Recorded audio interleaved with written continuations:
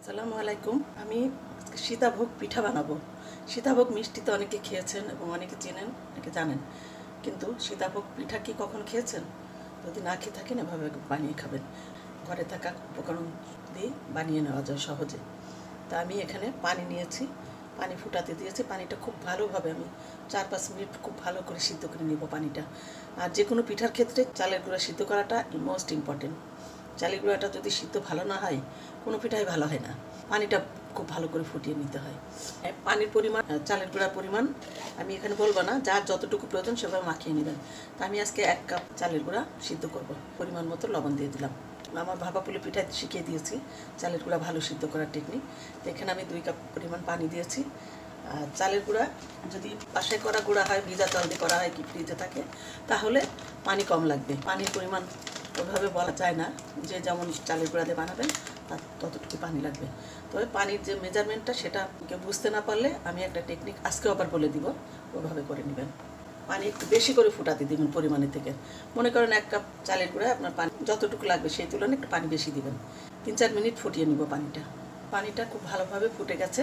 এখন আমি কিছুটা পানি তুলে নিব এখানে। এটা খুব গরম থাকতে অবস্থায় আমি কাজটা সারবো। যদি আন্দাজ করতে কেউ না পারেন এই টেকনিক অবলম্বন করবেন। চালের গুঁড়োটা দিয়ে দিলাম, দিয়ে আমি চুলাটা কিন্তু একদম কমিয়ে দেবো। এই সময় একটু নেড়ে নিব। এই পিঠার ডোটা একটু নরম নরম করতে হবে। এখানে যদি মনে করতাম আমার ডোটার পানি পরিমাণ কম হয়েছে, তখন আমি কি করতাম, সাথে সাথে গরম পানিটা একটু এভাবে এভাবে ছিটিয়ে দিয়ে ঢেকে দিতাম। কিন্তু আমার ডো পানির পরিমাণ ঠিক আছে। তো আপনাদের যদি কম হয়, মনে করেন এটা এই যে এরকম সময় ডোটা খুব শুকনো মনে হচ্ছে, দলা পাকাচ্ছে না, তখন ওই পানিটা উপরে দিয়েই সাথে সাথে এভাবে ঢেকে দেবেন। একদম চুলাটা নিভিয়ে ওই গরমের মধ্যে এটা সিদ্ধ করতে রেখে দেবেন 5 মিনিট। ডোটা যদি ভালো মতো সিদ্ধ না হয় কোনো পিঠাই ভালো হয় না। এটা আমি ভাপাপুলিতেও দেখিয়েছি, এখনও দেখিয়ে দিলাম। আমি 5 মিনিট পরে আসলাম, চুলা থেকে নামিয়ে ঠান্ডা করে নিব।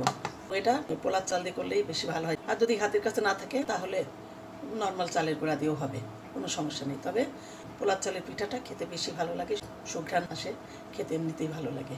এই ডোটা কিন্তু কুসুম গরম থাকতে থাকতে মাখাতে হবে, ঠান্ডা হয়ে গেলে কিন্তু শক্ত হয়ে যাবে। যে মাখানোর পরে এটা একটা খুব স্টিকি ভাব থাকবে, তখন তেল দিয়ে মাখাতে হবে। তেলটা দিলে টেক্সচারটা ভালো হবে এই পিঠার। সাধারণত অন্য পিঠা বানাতে লাগে না তেল, কিন্তু এখানে বারবার একটু হাতে তেল মেখে মেখে এভাবে মিক্সিং করে নরম একটা ডো বানিয়ে নিতে হবে। এখন আমি পিঠাটা বানাবো কী দিয়ে দেখাই। আর এখানে আমি প্যানটা গরম করতে দিয়েছি। এরকম একটা চানাচুর বানানো মেশিন আমার ঘরে আছে, কিন্তু এটা তো সবার কাছে থাকে না। এই ধরনের একটা মেশিন পাওয়া যায়, সেটা হচ্ছে সেমাই কাটা মেশিন বলে। ওটাও কিন্তু অ্যাভেলেবল থাকে না সবার কাছে। তো সহজভাবে কীভাবে বানাবেন, বোতলের মুখ গোল একটা লোহা দিয়ে ছোট ছোট ছোট ছোট করে ছিদ্র করে নিতে হবে। 7-8টা 10টা যে কয়টা হয় ছিদ্র করে নিয়ে এর ভিতরে ডোটা আস্তে আস্তে ভরে দিয়ে তারপরে চেপে চেপে বানানো যাবে। এই মেশিনটার মধ্যে অনেকগুলো চাকতি দেয়, অনেক ডিজাইনের। চানাচুর তো বোম্বে চানাচুরের মধ্যে বিভিন্ন ডিজাইন থাকে, সেই মেশিন এটা।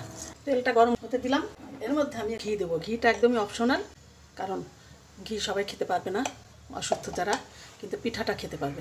খুব বেশি গরম করবে না, মিডিয়াম হিটে রেখে তেলটা গরম করে নেব, পিঠাগুলো দিব। অতিরিক্ত গরম হলে পিঠা দিতে দিতে পুড়ে যাবে, জন্য মাঝারি গরম হলে পিঠাটা ছাড়তে হবে। এতে ভরে দেবো, দিয়ে এখন আমি এটা এরকম লম্বা করে নিয়েছি, এটা এর ভিতরে টিসে টিসে দিয়ে দিব। বোতলেও ঠিক এইভাবে এটা চিকন করে ডোটা লম্বা করে করে এভাবে ঢোকাতে হবে বোতলের ভিতরেও। একদম ঠেসে ঠেসে ভরে নিলাম। এখন আমি মুখটা আটকে দেবো। এটা আমি নিউ মার্কেট থেকে কিনেছিলাম 15-16 বছর আগের কথা। তখন এটা নিয়েছিল 350 টাকা। এখন কম বেশি হতে পারে, আমি জানি না। তেলটা গরম হয়ে গিয়েছে, এখন আমি এটা ঘোরাতে থাকবো। এই চাপ দিলে একটু ঘোরালে বের হচ্ছে।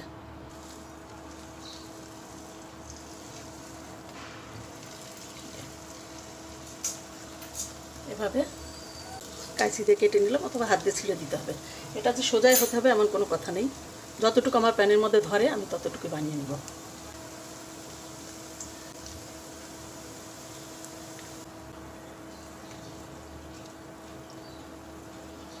1 মিনিট ভাজার পরে তুলে নিতে হবে। এটা কিন্তু বেশি লাল করে ফেলা যাবে না। আমি তুলে নিব।